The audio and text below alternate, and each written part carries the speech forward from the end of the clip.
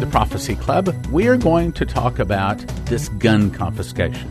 Now, as I've already had another broadcast, and I showed you scriptures why I believe that ultimately, one of these days, gun confiscation will take place in America. Look, you cannot have the kind of bad things happen to a nation that the scriptures say are going to happen to America when the populace is armed. Very simply put, Bill Schnoebelen explains how the federal government mind control programs can force a person to do anything they want, including shooting innocent children. Bill ties the start of these programs all the way back to the start of these mass killings and leaves little question that this is, in fact, the work of evil in high places with plans to confiscate our weapons and leave us a helpless populace open to the mark of the beast. Now, Bill Schnoebelen. If you think Masons are bad here, you ought to see what they're like down in Brazil or in France or in Germany. That's where the Grand Orient holds sway. That was 1733. The next big milestone was, of course, the Illuminati. They were started by a Jesuit professor of canon law, Adam Weishaupt, at the University of Ingolstadt in Bavaria in the year 1776, May 1st. It was called the Ancient and Illuminated Seers of Bavaria. And again, he infiltrated the Masonic Lodge with this elite inner group. And what he did is he basically wove together everything that went before. The hashish, the mind control, the political manipulations, the skullduggery, the hermeticism, and put it all in one satanic package, and that was the Illuminati. Now we'll fast forward about 100 and some years, and you see there the ancient and hermetic order of the Golden Dawn. Now notice that word again, hermetic. This is a hermetic magical society, and boy oh boy, it was made up of some of the heaviest hitters in the 19th and 20th century. It was a Rosicrucian, Masonic, Hermetic society that was based originally in Germany, but then came to London, and some of its alumni might surprise you. How many of you heard of L. Frank Baum? I think he's one of your favorite sons, the Wizard of Oz, the man who wrote the Wizard of Oz books, L. Frank Baum. He was a member of the Golden Dawn. And the Wizard of Oz books are full of occult triggers. And so is the movie. Here's another name, Bram Stoker, the guy who wrote Dracula. Another name, Arthur Edward Waite. You may not know that name, but he was one of the most highly esteemed Masonic scholars in 19th century London. He was also a consummate fuddy-duddy. Another name, William Butler Yeats, very famous Irish poet. And finally, the most infamous member of the Golden Dawn Alumni Society, Aleister Crowley. Aleister Crowley first learned magic at the feet of the Golden Dawn, and he was quite a character. His real name was Edward Alexander Crowley. He was raised by Plymouth Brethren parents, very devout. If you know the Plymouth Brethren, they're somewhat kind of like Baptists, except more so, and they are very, very devout, strict believers in Christianity. And his father got saved. His father owned a brewery, Crowley's Ales, and he felt that was highly inappropriate, so he sold the brewery and he used the money to support himself, and he traveled around the country as a traveling evangelist and led many people to Christ, I would imagine. But meanwhile, his son was at home with a mother who was a few fries short of a Happy Meal. And his mother, every time he would misbehave, and this was in England, she would look at him and say, "You're the great beast." That's what she would say. "You're the great beast." And he took it as a badge of honor.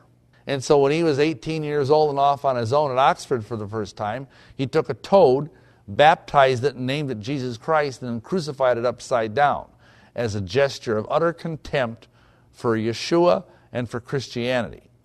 And he went on, he changed his name to Aleister Crowley, so it would add up to 666, and he styled himself as the wickedest man in the world. He claimed at one time to have sacrificed 150 perfect male children in 1 year. He was a bisexual, a pedophile, a dope fiend, and a genius. He could play 8 chess games blindfolded and win all of them simultaneously. Of course, he probably had demons to help him. But he also received a document called the Book of the Law. This was his revelation. He got it in Cairo. And then to talk about how he did it was too long a story. But this book, which is 3 chapters, it's supposedly the Bible for the New Age. And it's not very large. It's not even the size of the Gospel of Mark. And I had to memorize it because I was a follower of this guy. Even though he died in 1947, 2 years before I was even born, once he died, his influence grew astronomically. And today there are literally tens of thousands of followers of Aleister Crowley who think he is the prophet of the new aeon. And this book of the law, claimed that there were 3 great aeons. That first there was the aeon of the goddess back in ancient times. That ended with the advent of Moses. Then there was the aeon of the crown and conquering child, which started with Moses and culminated with Yeshua, and then went on, and his ending, he said, in 1904. That was followed by the aeon of the crowned and conquering child, who's the child of these 2, God and goddess. And what's interesting that you may not know is that is the Masonic Trinity, the mother, the father, and the child. And that's expressed in the architecture of the streets of Washington, D.C., the Masonic Trinity. It's all over those streets. Anyway, what Crowley did is he believed that he was the avatar of this new religion that was called Thelema, which is the Greek word for will. He also called it Crowleyanity. This guy didn't have any self-esteem problems. In fact, he once said he didn't have a very high opinion of either Jews or women. He thought basically women were stupid. And he said once that the highest mystical experience any woman could ever contemplate was to make love to him. So anyway, he came to America and spread his noxious fruit in New York, in Chicago, and in Pasadena. And in New York City in 1918, he did a working that was called the Almantra working. And at that time, he supposedly tore open a rift in the fabric of space-time, and abominable demons came through that are much more powerful than anything that normally we would encounter. I believe these were principalities.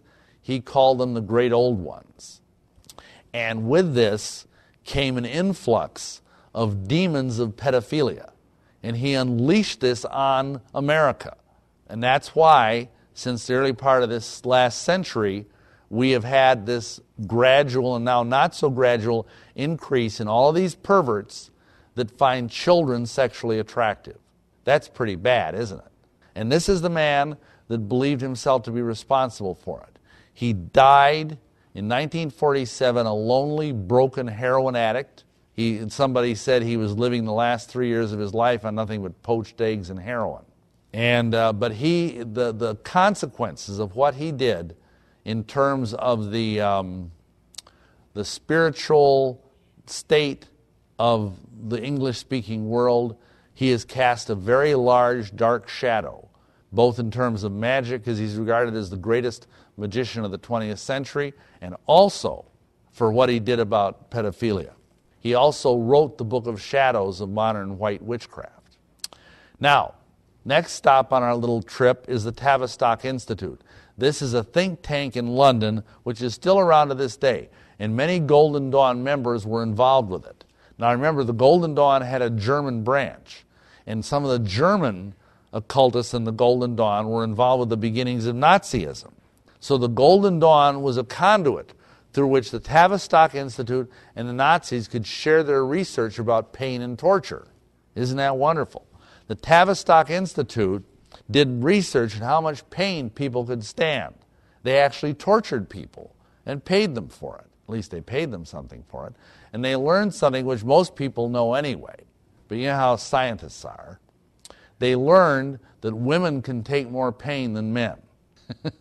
They had to do a whole bunch of studies to learn that. Anyway, as I mentioned, there was a Nazi Golden Dawn connection. And the Nazis in the 1930s started experimenting on this. Crowley loved the Nazis. He thought they were the greatest thing since sliced bread. He believed he had conjured them into being because he was an anti-Semite. He regarded Adolf Hitler as his spiritual son, and that's something. Now, toward the end of the Nazi movement, in the early 40s, there emerged this Dr. Joseph Mengele. I'm sure a lot of you have heard of him. He was made the medical director of the concentration camp at Birkenau. And then later on, he graduated to Auschwitz. And in those camps, he did horrible things. He tortured children. He tortured women. He was fascinated with pain and with what pain did to the human psyche. He also was fascinated by twins. And of course, he had this huge population of concentration camp prisoners to play with. And that's just what he did. He was intrigued by twins. He'd find Jewish twins and cut them open and see what made them tick. I mean, just awful stuff. That's why they called him the Angel of Death. Now, believe it or not, when World War II ended and we defeated the Nazi regime, Mengele and other scientists were smuggled to America. This was called Operation Paperclip.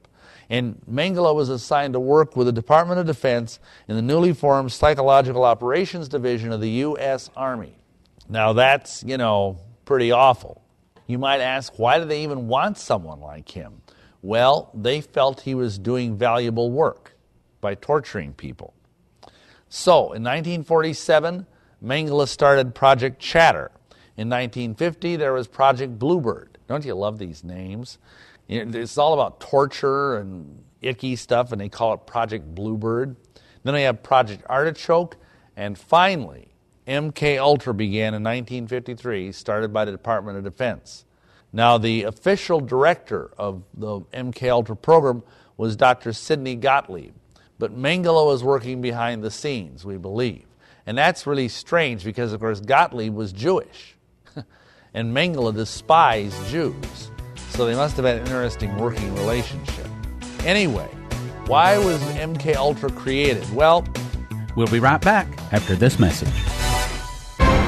Some of you know that each Hebrew letter represents a number, a picture, sound, and color.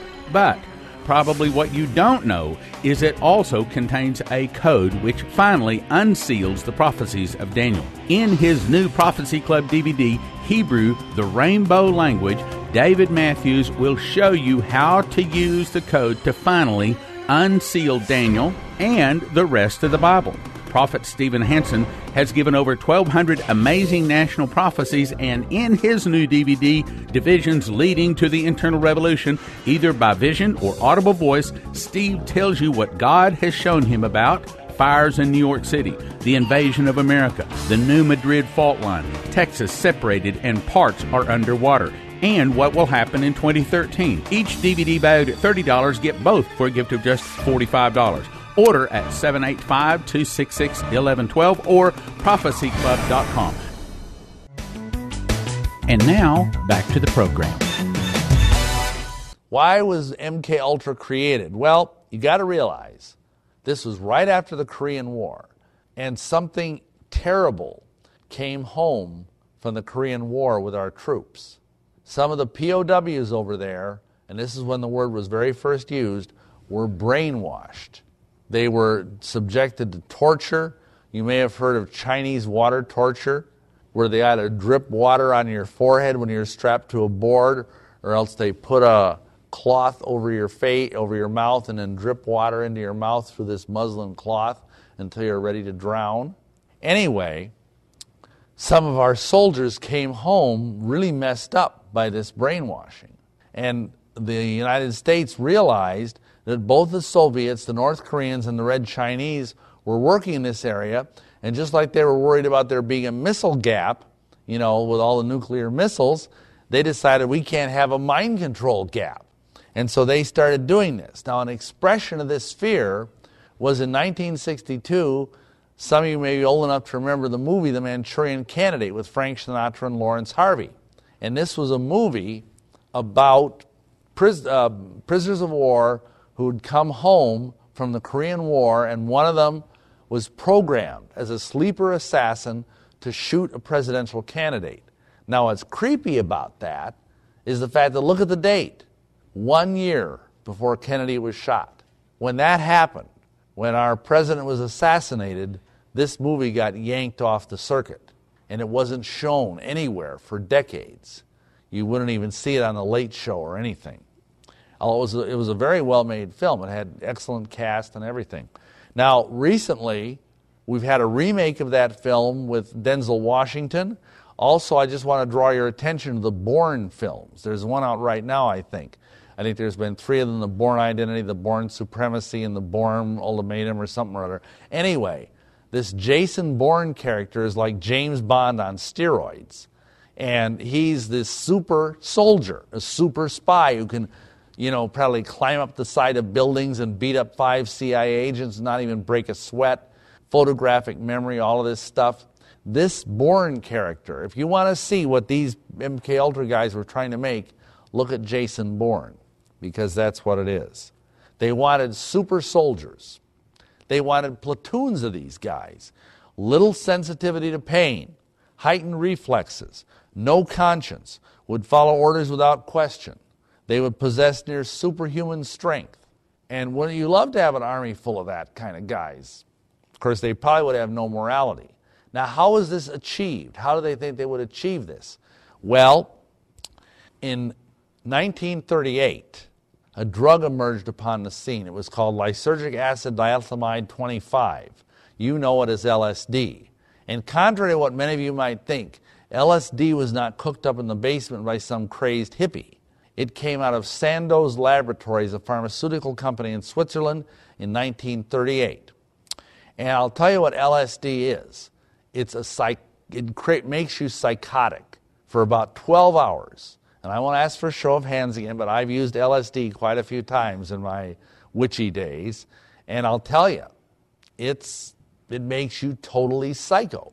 I mean, when I would take that, the walls would start melting. I mean, I could see music. I could hear colors. And sometimes I'd have wonderful experiences, and sometimes I'd have crazy, horrible, terrifying experiences. And that's the funny thing about LSD. It all depends on either what mood you're in when you take the drug or what stimuli you're exposed to when you first take the drug. If everything's going well, you'll probably have a good trip. But if either you have a lot of inner demons or if something bad happens to you, you could have the most terrifying, horrible experience of your life from which you might never come back. You might stay permanently insane. And of course, you probably remember, those of you old enough, the stories about some people on acid thought they were Peter Pan or Superman and leaped out a window and fell 3 stories to their death. Anyway, the CIA was the major customer for LSD. They bought it by the 55-gallon drum.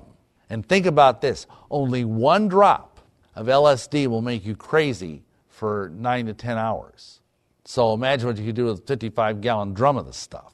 Anyway, what they would do is they would take one of their soldiers, U.S. soldiers, and give them LSD, a strong dose, and then he'd tie them up and torture them.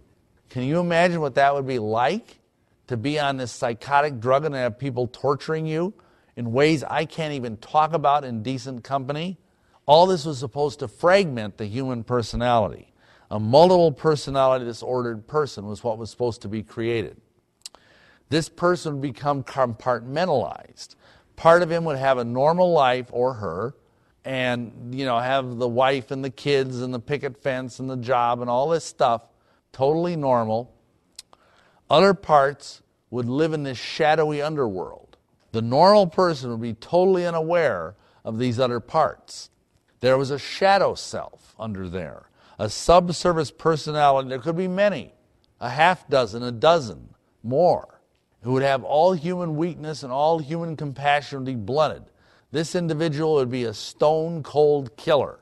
It would have no will of its own, this personality. And this person would be given post-hypnotic suggestions to respond to his or her handler or minder. Now, originally they worked on either CIA agents or U.S. military personnel in this regard. But what happened along the way is that some of the people decided to take a page from the Jesuit order.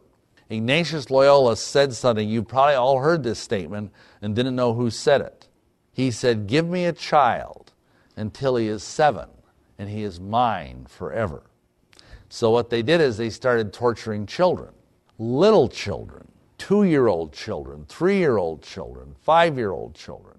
And what they did They didn't want to do this to American kids. That would be un-American. So they went up to Canada and tortured Canadian orphans.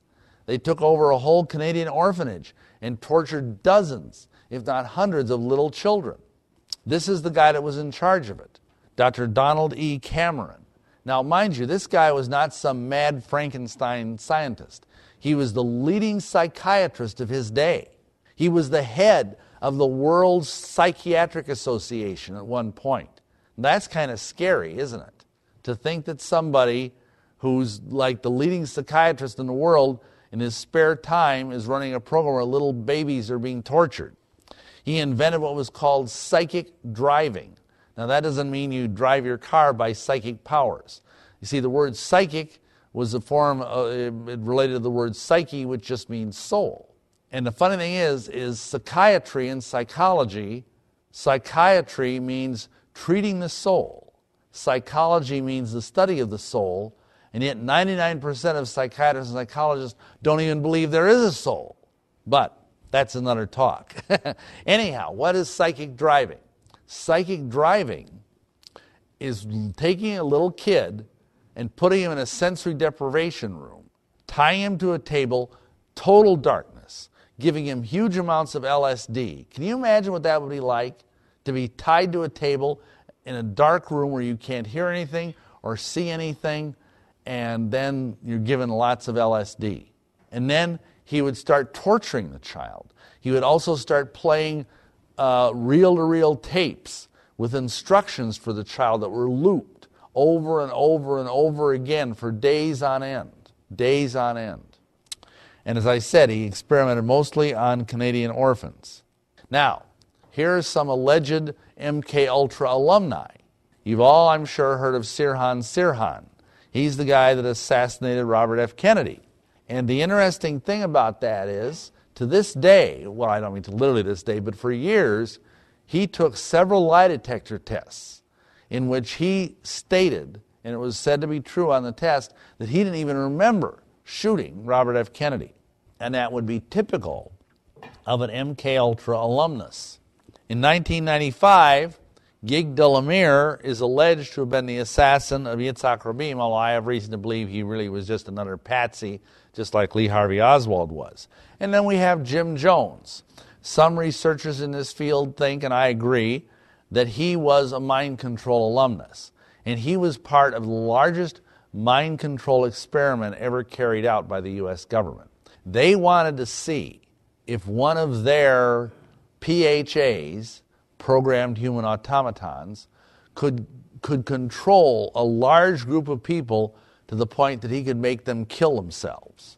And we know the answer. Sadly, he could. Now, why did they do that? Well, think about it. Jim Jones was a Pentecostal preacher. Did you know that? He was a member of originally of an Orthodox, if you will, Pentecostal church. And when he did this, the Jonestown Massacre, if you want to call it that, it was a blot on the reputation of Pentecostal churches. And just as an example, I'll tell you a true story. My friend Ed Decker, who was a Mormon at the time, his wife was an Assembly of God. And she took him to an Assembly of God church. And he was sitting there, and all these guys are jumping up and down and praising God and, dancing in the aisles. And he says, "These people are nuts. Get me out of here," because Mormons don't do stuff like that.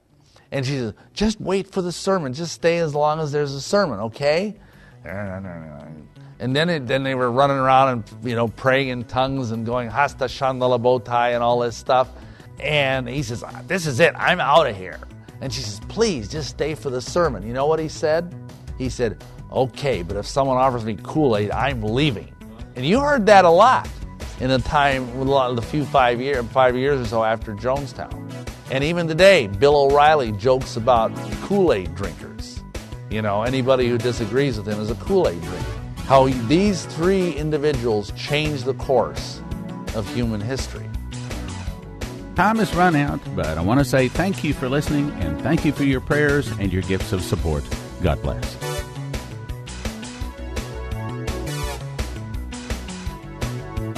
Now from the Prophecy Club, some exciting opportunities for you. Some of you know that each Hebrew letter represents a number, a picture, sound, and color. But probably what you don't know is it also contains a code which finally unseals the prophecies of Daniel. In his new Prophecy Club DVD, Hebrew, the Rainbow Language, David Matthews will show you how to use the code to finally unseal Daniel and the rest of the Bible. Prophet Stephen Hansen has given over 1,200 amazing national prophecies, and in his new DVD, Divisions Leading to the Internal Revolution, either by vision or audible voice, Steve tells you what God has shown him about fires in New York City, the invasion of America, the new Madrid fault line, Texas separated and parts are underwater, and what will happen in 2013. Each DVD valued at $30, get both for a gift of just $45. Order at 785-266-1112 or prophecyclub.com. Okay, you want a deal? Well, I've got a deal for you. Got 4 DVDs valued at $120 for a gift of just $40. First, you get Bill Schnoebelen's Mind Controlled Gun Confiscation, and he explains how the federal government mind control programs like Monarch can force a person to do anything they want, including shooting innocent children. Bill ties the start of these programs to the start of mass killings and leaves little doubt that this is the work of evil in high places with plans to confiscate our weapons. Dr. Stephen Houston talks about the rise of the beast, the 10 European families that could become the 10 toes of Daniel's statue, the Vatican and Jesuit order, the occult and Pope John II's funeral, St. Hildegard's prophecy, 3 world wars, the link between the Catholic Church and Freemasonry. Then, 2 DVDs from Stan Monteith. First, his famous Secrets of the Illuminati, where he exposes the evil elite that rule the world. And second, in Planned Population Reduction, he exposes the dangers of Vioxx, artificial fertilizers, pesticides, injections, immunizations, vaccinations, genetically altered seeds, cell phones, diet drinks, soy products, mercury preservatives, MSG, aspartame, fluoridated water, suppressed cures, chemtrails, anthrax, cancer treatments, DDT, creative diseases, milk additives and processes, MTBE, Splenda, and that's just a few of them. 4 DVDs valued at $120 for a gift of just $40, and if you order before April 1st, you get free shipping. prophecyclub.com or 785-266-1112 or prophecyclub.com. Order the Spring Gift Offer. The Spring Gift Offer. prophecyclub.com. The February gift offer is Angels at Work. Prophet Leslie tells of many examples in her life in which the Lord set forth his angels to bring back lost items, keep her loved ones out of harm's way, and comforted her in difficult times and directed her footsteps. You will learn how to call on ministering spirits in time of need. Be uplifted, encouraged, and build your faith. In True or False Prophecies, also by Prophet Leslie, she helps you to recognize the lies and false information that can lead you away from the truth. Topics are: recognize a true or false prophecy or prophet, receive the best blessings, receive a double blessing, recognize the anointing for the spirit of prophecy. Then, Will You Survive America's Fall by Doug Metzger is talking about how he had a very radical salvation and God began to immediately give him visions. He shares 16 visions of America's future, and he was shown how unspeakable torment is coming to America to turn us back to God. Topics are: America the Fallen Tree, vision of how the church was formed, vision of a nuclear missile, 12 cities destroyed, 1,000,000 voices screaming, 2 explosions, 10-to-1 inflation, dollar becomes worthless, the begging woman and the turnstile, the great betrayal, only prayer is protection, and the greatest horror and revival at the same time. Angels at Work, $20. True or False Prophecies, $30. Will You Survive America's Fall, $30. 3 DVDs valued at $80 for a gift of just $45. It's the February gift offer, available at prophecyclub.com or calling 785-266-1112.